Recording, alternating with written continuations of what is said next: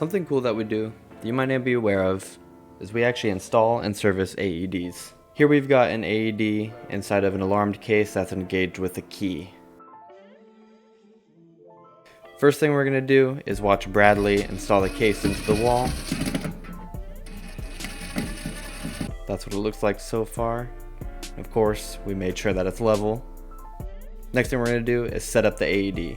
This has never been turned on before, so let's get it set up.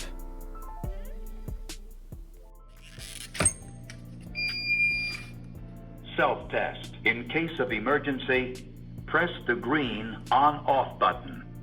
If the orange button is flashing, press it. Ready for use. In case of emergency, press the green on-off button.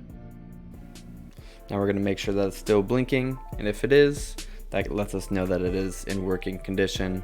We're going to fill out our tag and attach it to the AED.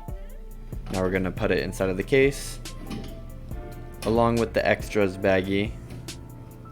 Close it up, and then we're going to engage the alarm with the key and give those keys to its new owner.